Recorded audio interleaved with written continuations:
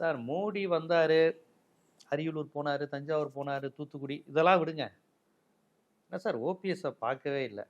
உங்களை பார்க்குற ஒரு ஒரு சிறு பாக்கியம் இந்த அடியனுக்கு கிடைக்குமான்னு ஒரு மனுஷன் கேட்டார். இது நான் சொன்னது வந்து என்னுடைய வார்த்தை இல்லை, அவர் வார்த்தது. ஒரு பாக்கியம் உங்களை பார்க்க. கடந்த முறை வந்தப்பையும் லைட்டாக கண்டுக்காமல் போயிட்டீங்க. பொதுவாக வரும்போது வெல்கம் பண்ண அவர், டாட்டா காமிக்க நானுன்னு வழி அனுப்பும் போதாவது என்னை பார்ப்பீங்க ஏர்போர்ட்டில் வச்சு. அந்த ஃபோட்டோ பத்திரிக்கையில் வரும், நான் சந்தோஷப்படுவேன். கடைசியில் இந்த முறை எனக்கு ஒரு இது கூட இல்லையே. யார் யாரோ வராங்க, ஒரு பாஜகவுடைய வட்ட செயலாளர் வர்ற மாதிரி கூட நீங்கள் கூப்பிடலையே.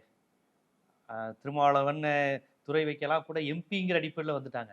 பட் நான் உங்கள் தம்பி இல்லையா, நான் உங்களுக்காக இருக்கின்ற விசுவாசி அல்லவா அப்படிங்கிற மாதிரி அவர் கேட்டதை பார்த்தா நமக்கே ரொம்ப மில்ட்டிங் ஆயிடுச்சு. ஒரு மனுஷன் இவ்வளோ வயசு, எப்படியோ ஒரு 3 தடவை சிஎம்மாக வேற இருந்துட்டாரு தமிழ்நாட்டில். இந்த மனுஷன் கெஞ்சுறாரு, மோடி அதுக்கு ஒரு ரெஸ்பான்ஸே பண்ணலையே.